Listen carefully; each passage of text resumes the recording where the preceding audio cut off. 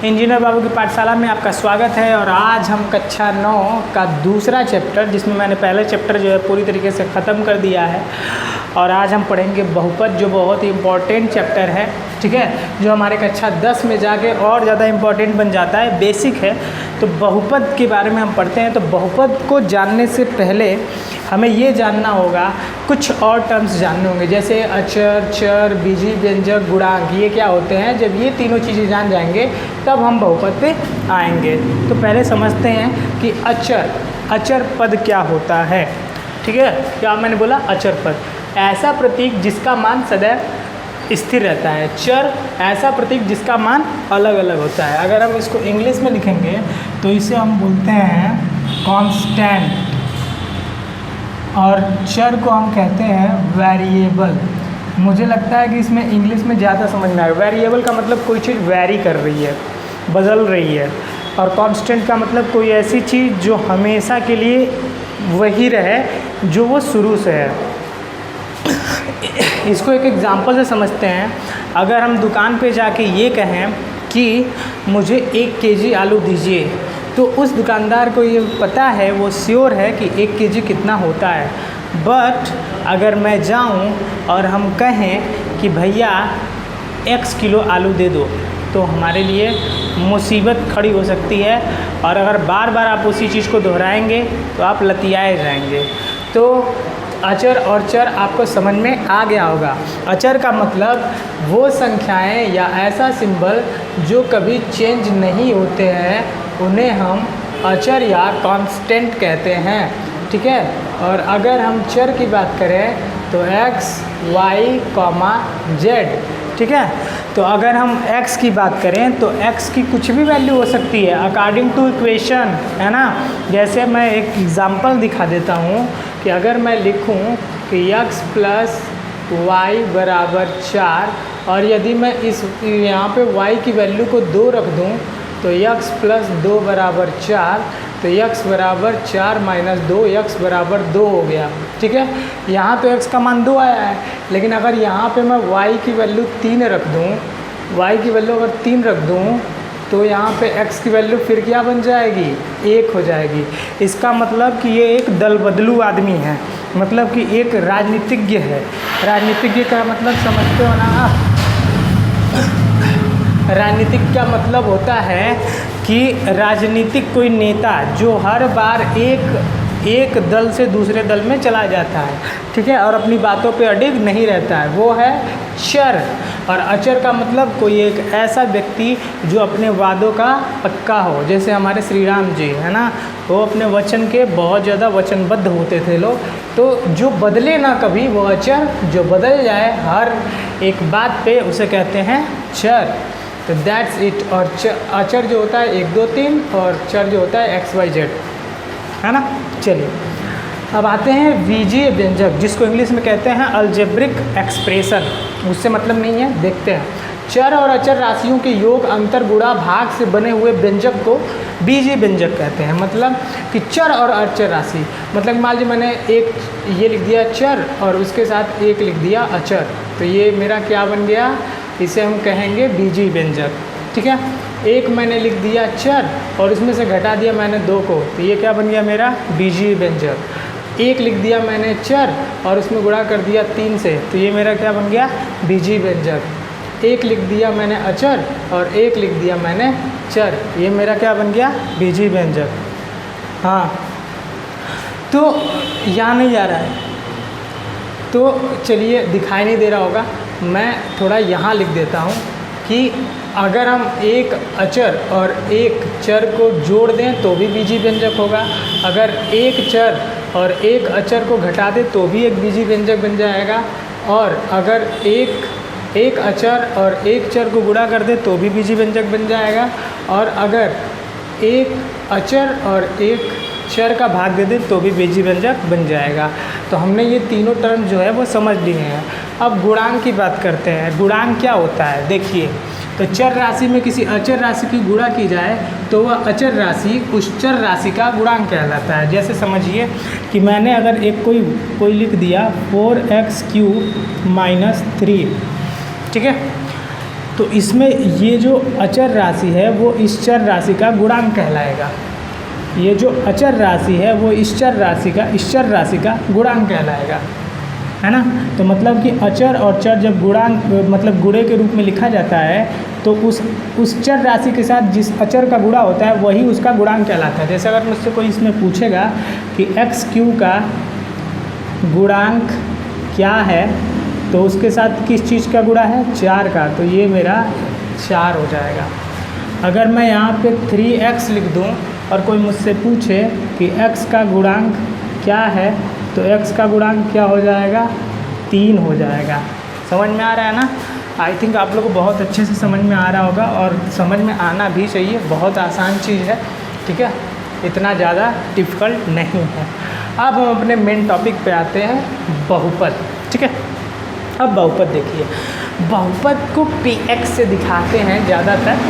अब यहाँ पे क्या है, मैंने यहाँ पे लिखा हुआ है कि a0 + a1x + a2x² प्लस और डैश an(xn), जहाँ पे ये जो a0, a1, a2 और an जो हैं वो क्या होंगे, वो सब क्या होंगे, वास्तविक संख्याएं होंगे। अब वास्तविक संख्याएं क्या होती हैं, वास्तविक संख्याएं जो होती हैं परिमेय और अपरिमेय और पूर्णांकों का जो मतलब एक तरीके से जो मेल होता है उसे हम क्या बोलते हैं, उन्हें हम कहते हैं क्या, वास्तविक संख्या, ठीक है। और यहाँ पे यन जो है वो ऋणोत्तर पूर्णांक है। ऋणोत्तर पूर्णांक का मतलब क्या होता है, ये थोड़ा समझने की बात होती है। यन का मतलब क्या है, यहाँ पे यन जो है वो घात है, मतलब कि घात कभी भी माइनस में नहीं होना चाहिए, कभी भी माइनस में नहीं होना चाहिए, या कोई परिमेय संख्या या भिन्न के रूप में नहीं होना चाहिए, ठीक है। तब जाके क्या हमारा फॉर्म होता है, बहुपद बनता है। जैसे मैं अभी ऐसे आप लोग को नहीं समझ में आ रहा होगा, मैं एक बहुपद लिख देता हूँ, या क्या बहुपद लिख देता हूँ, यहाँ पे नीचे देखिए, अगर आप ये देख रहे होंगे ना, तो ये एक बहुपद है, ये एक बहुपद है। देखिए इसमें ये जो है 4, 5, 3, 7, ये क्या है, ये सारे के सारे जो हैं ये वास्तविक संख्याएं हैं, और ये x⁻³ x², तो ये 3 और 2 और यहाँ पे कुछ नहीं है तो 1 मान लेते हैं। तो ये 3 to 1 जो है वो क्या है, n है, ऋणोत्तर पूर्णांक है। ऋणोत्तर पूर्णांक का मतलब कि जो माइनस में नहीं होना चाहिए, मतलब कि इसको हम लोग क्या धन पूर्णांक भी कह सकते हैं कि n जो होना चाहिए वो धन पूर्णांक होना चाहिए, लेकिन उस धन पूर्णांक में क्या हो जाएगा कि 0 भी आ जाएगा, क्योंकि 0 भी एक ऋणोत्तर पूर्णांक है। इसलिए हम यहाँ पे किस शब्द का यूज करते हैं, ऋणोत्तर पूर्णांक का यूज करते हैं, धनात्मक पूर्णांक का यूज नहीं करते हैं। क्योंकि बहुपद तभी होगा जब घात जो होगा वो एक पूर्णांक होगा, मतलब कि पूर्णांक, और कौन सा पूर्णांक होगा, ऋणोत्तर पूर्णांक होगा। माइनस वाला होगा तो बहुपद नहीं होगा। अभी जब हम क्वेश्चन कराएंगे तो वहाँ पे आपको समझाएंगे कि वहाँ पे आपको दिया रहेगा और पूछेगा कि क्या यह बहुपद है, तो अगर उस पर माइनस की घात होगी तो वो कभी भी नहीं होगा, या उस पर घात जो है जो n है वो अगर बटा में होगा तो भी वो नहीं होगा बहुपद। क्लियर बात होगी। चलिए बहुपद का मानक रूप समझते हैं। मानक रूप का मतलब होता है स्टैंडर्ड फॉर्म। स्टैंडर्ड फॉर्म का मतलब हो गया कि किसी भी चीज़ को एक व्यवस्थित तरीके से, एक स्टैंडर्ड तरीके से रखना। तो मानक रूप क्या है, बहुपद के चर राशि की घातों को अवरोही या आरोही क्रम में व्यवस्थित करने की क्रिया जो होती है वो बहुपद का मानक रूप कहलाता है। चलिए मैंने एक बहुपद ले लिया जिसको मैंने अल्टरनेट कैसे भी करके लिख दिया, जैसे मेरा मन किया मैंने वैसे क्या किया, लिख दिया, ठीक है। चलिए तो अब यहाँ पे हमने क्या किया कि ये जो था इसे मैंने स्टैंडर्ड फॉर्म में लिखने के लिए एक बार अवरोही क्रम में लिखा, एक बार आरोही क्रम में लिखा, और जब इन दोनों को हम देखेंगे तो ये हमारा स्टैंडर्ड फॉर्म में हो जाएगा। तो कैसे लिखते हैं इनको, तो जो ये चर राशि है उन घातों को या तो अवरोही क्रम में लिख दें या तो आरोही क्रम में लिख दें, तो वो स्टैंडर्ड फॉर्म में हो जाएगा। तो इसमें सबसे बड़ी घात जो है वो 3 है, इसको लिख दिया। उसके बाद जो घात है वो 2 है, उसके बाद जो घात है वो 1 है, और उसके बाद जो घात है वो 0 है।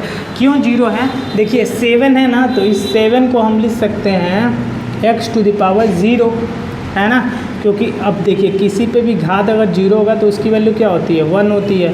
तो 7 × 1 = 7। ये बात आप लोग घात वाले चैप्टर में मैंने बताया रखा है। अगर आपको नहीं पता हो तो आप वहाँ पे जाके ज़रूर देख लें उस वीडियो को, आपको बहुत अच्छे से समझ में आएगा। चलिए, तो अब ये चीज़ मेरा हो गया स्टैंडर्ड फॉर्म में, किस क्रम में, अवरोही क्रम में। अब यहाँ पे आते हैं, अब आरोही क्रम में, मतलब कि आरोही क्रम में बढ़ते हुए क्रम में। तो अब यहाँ पे जो x की जगह पे मैं 0 लिख सकता हूँ, 0 फिर 1 फिर 2 फिर 3। मतलब कि जो ये चर है ना उसके घातों को क्या करेंगे, बढ़ते हुए क्रम में लिख देंगे तो वो स्टैंडर्ड फॉर्म में हो जाएगा, या फिर उसको घटते हुए क्रम में लिख देंगे तो वो बहुपद का स्टैंडर्ड फॉर्म हो जाएगा। क्लियर बात हो गई यहाँ तक। चलिए, अब आते हैं शून्य बहुपद और अचर बहुपद। शून्य बहुपद क्या होता है, जब किसी चर राशि का जो गुणांक होता है वो 0 हो जाए तो उसे हम क्या कहेंगे, उसे हम क्या कहेंगे, उसे हम कहेंगे शून्य बहुपद। जैसे कि अगर मैं लिख दूँ 0 × x², है ना, या फिर लिख दूँ 0 × x, या फिर लिख दूँ 0 × x³, या फिर लिख दूँ 0 × x⁴। तो मतलब कि ये जो चर राशि है उसका गुणांक क्या है, 0 है। और अगर ऐसी चीज़ें होती हैं तो उसे हम क्या कहते हैं, शून्य बहुपद कहते हैं। अचर बहुपद क्या होता है, अचर बहुपद वे बहुपद होते हैं जिनमें चर राशि का नामो निशान नहीं होता है, उसे हम अचर बहुपद कहते हैं। जैसे मैं अगर लिख दूँ कि 3, 4, 5, है ना, 6, इसमें अचर नहीं है। और जब अचर नहीं है, चर नहीं है, और अगर चर नहीं होगा तो उन्हें हम क्या कहेंगे, उन्हें हम अचर बहुपद कहेंगे। अब फिर इसी क्रम में हम आगे देखते हैं कि आगे क्या है। इसी क्रम में आगे बढ़ते हुए देखते हैं कि बहुपद तो बता दिया मैंने, बहुपद के प्रकार कितने होते हैं। तो एक होता है एकपदी बहुपद।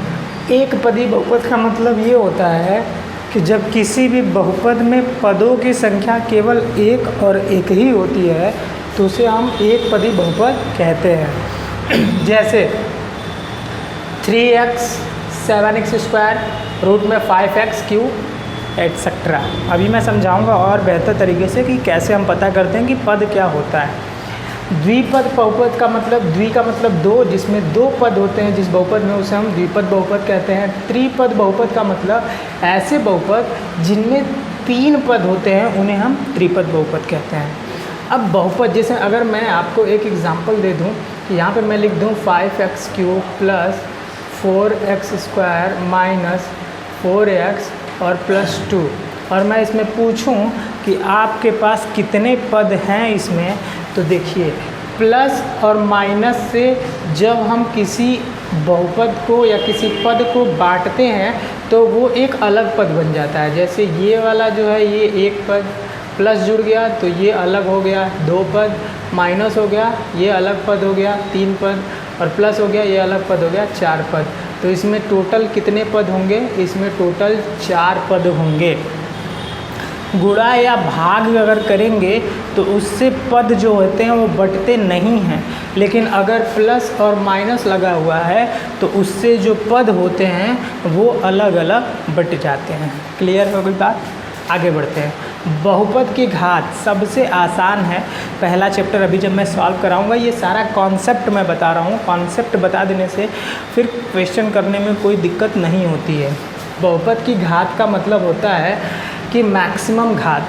अगर कोई भी बहुपद आपको दे रखी हो और आपसे पूछा जाए कि उस बहुपद की घात क्या है, तो उस बहुपद को आप देखेंगे और जिस चर राशि पे जो सबसे ज़्यादा घात होगा उसे हम बहुपद की घात कहेंगे। जैसे 8x³ - 5x³ + 3x + 2, यहाँ पे स्क्वायर में कर देता हूँ जिससे कन्फ्यूजन ना हो। तो इसमें जो है सबसे ज़्यादा किस वाले चर पे घात है, तो इस पे 3 घात है, इसलिए इसका जो इस बहुपद की मैक्सिमम घात होगी वो क्या होगी, वो 3 होगी। ठीक है, चलिए अब समझते हैं कि बहुपद की घात कितने प्रकार के होते हैं। ठीक है, तो देखिए पहला होता है रैखिक बहुपद। ठीक है, रैखिक बहुपद का मतलब कि ऐसे बहुपद जिसमें चर के ऊपर केवल एक घात होती है उसे हम रैखिक बहुपद कहते हैं।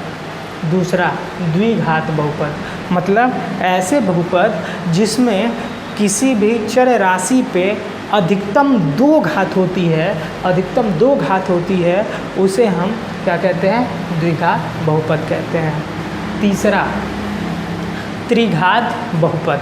त्रिघात बहुपद का मतलब क्या हुआ कि ऐसे बहुपद जिसमें चर राशि के ऊपर अधिकतम 3 घात होती है उसे हम त्रिघात बहुपद कहते हैं।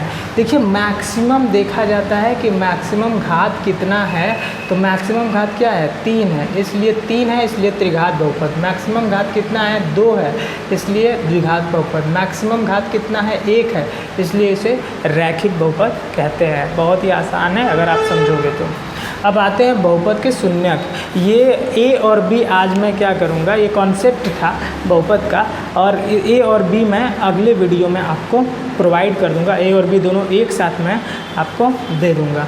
तो पहले इसको समझ लेते हैं, बहुपद के शून्यक क्या होते हैं।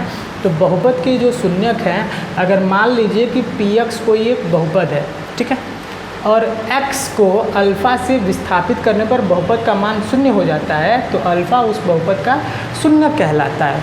मतलब कि मान लीजिए कोई भी एक बहुपद दे दिया है, ठीक है, मान लीजिए जैसे यहाँ पे एक एग्जाम्पल के थ्रू समझेंगे तो ज़्यादा समझ में आएगा। ये मान लीजिए कि एक मैंने एग्जाम्पल ले लिया कि एक बहुपद px बराबर x+2 है, तो अगर कोई पूछे आपसे कि इस बहुपद का शून्यक क्या होगा, तो समझिए इस x की जगह पे अगर हम -2 को प्लेस कर दें तो इस बहुपद का मान जो होगा वो क्या हो जाएगा? वो मेरा 0 हो जाएगा। क्या हो जाएगा? वो मेरा 0 हो जाएगा। और क्या रखने पे मेरा मान 0 हुआ? -2। इसलिए जो p या -2 होगा वो इस बहुपद का क्या कहलाएगा? शून्यक कहलाएगा। मतलब कि जो नंबर हम रख दें और उस नंबर पे उस बहुपद का मान 0 आ जाए, तो वो जो नंबर होगा उस नंबर को ही हम उस बहुपद का शून्यक कहेंगे। और यहीं पे ये पूरा कॉन्सेप्ट जो है ख़त्म हो जाता है। और इसका मैं जो अभ्यास का जो वीडियो है वो मैं अगले वीडियो में आपको प्रोवाइड कर दूँगा। तब तक के लिए जय हिंद।